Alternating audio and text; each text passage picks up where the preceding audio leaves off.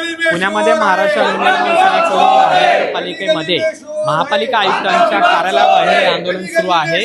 बांधकाम विभागाच्या विरोधात हे आंदोलन सध्या मनसेकडून करण्यात येत आहे। आपण पाहतोय की आयुक्तांचं जे दालन आहे याच्या बाहेर सुरक्षा व्यवस्था आहे ती सुद्धा वाढवण्यात आलेली आहे।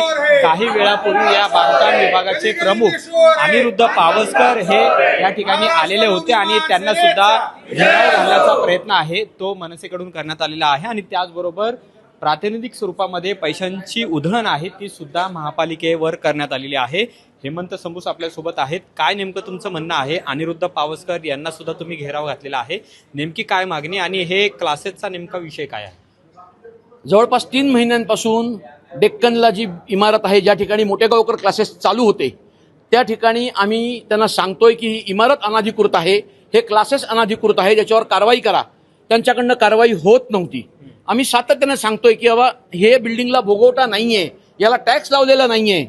तेव्हा त्यांनी टॅक्स लावला 3,20,00,000 आणि मग त्याच्यानंतर त्यांनी ऑर्डर काढली की ह्या इमारतीवरती तातडीने कारवाई करा, हे बांधकाम पाडा, त्याचबरोबर हे क्लासेस जे आहेत मोठेगावकर क्लासेस हे बंद करा। ही ऑर्डर महानगरपालिकेने काढून सुद्धा त्याला 1.5 महिना झालाय, तरी सुद्धा हे लोक कारवाई करत नाही। आज तो मोठेगावकर हा दोषी आढळला, फरार झालाय डेक्कनला। त्याचा मुलगा रोहन मोठेगावकर हा इकडचं सांभाळतो। आज तिकडे कोणी नाहीये, या मुलांच्या भवितव्याशी खेळलेला आहे। आता ह्यांची फी वगैरे कोण परत करणार आहे? सर हे देणार आहे? महापालिकेची काय चूक आहे यामध्ये? महापालिकेच्या अधिकाऱ्यांनी कारवाई का नाही केली? म्हणजे दरवेळेला हो नाही, आम्ही आता सांगतो, आम्ही उद्या सांगतो, आम्ही आता 4 दिवसात कारवाई करतो। मग तुम्ही मॅनेज झाला याचा अर्थ तुम्ही संबंधित त्या लोकांना मॅनेज झालात, मग मॅनेजच व्हायचं तर आम्ही तुम्हाला पैसे देतो ना, हे घ्या ना, पण कारवाई करा की जेणेकरून मोठेगावकर सारखा हा असं भस्म्या झालेला माणूस पुन्हा धाडस तरी करणार नाही। आता अनिरुद्ध पावसकर यांना सुद्धा घेराव घालण्याचा प्रयत्न केलेला आहे, त्यांचं काय याच्यामध्ये? पावसकर साहेबांना मी एकदा नाही 5 वेळा भेटलो आणि 5 वेळा भेटून त्यांना सगळे पुरावे दाखवले, त्यांच्याच विभागाने दिलेले अभिप्राय दाखवले की ही कारवाई तुम्ही पारित केलेली आहे, मग ही का करत नाही? त्यांचं पण तेच टोलवाटोलीचं उत्तर होतं पावसकरांचं।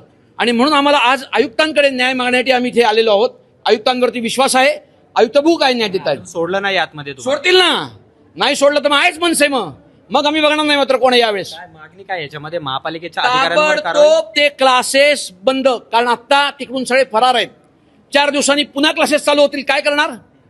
पुन्हा येणे माझ्या मागल्या, हे आज थंड होऊन जाईल। पण ते जर अनाधिकृत ठरलेलं आहे, ते सिद्ध झालेलं आहे, तर ते कायमस्वरूपी बंद नको आणि मग त्या जागा मालकांनी त्यांना हाकलायला नको का? होत नाहीये याचा अर्थ कुठेतरी महानगरपालिकेचे अधिकारी हे त्या जागा मालकाला आणि त्या मोठेगावकरांना सामील आहेत। गंभीर आरोप केलेला आहे मनसेने आणि आज पुणे महानगरपालिकेच्या आयुक्तांच्या कार्यालयाबाहेर मनसेचं आंदोलन सुरू आहे। शिवराज मोठेगावकर आणि रोहन मोठेगावकर यांच्या नावाने हे क्लासेस आहेत आणि हे क्लासेस या ठिकाणी चालवले जातात। कोट्यवधी रुपये यामध्ये महानगरपालिकेचे बुडवलेले आहेत असा आरोप त्यांनी केलेला आहे। सातत्याने पाठपुरावा करून देखील महानगरपालिका याच्यावर कोणतीही कारवाई करत नाही आणि त्यामुळेच आज मनसेने आक्रमक भूमिका घेत महानगरपालिकेचे आयुक्त नवल किशोर राम यांच्या कार्यालयाबाहेर आंदोलन केलेलं आहे। अमोल धर्माधिकारी, LS मराठी, पुणे।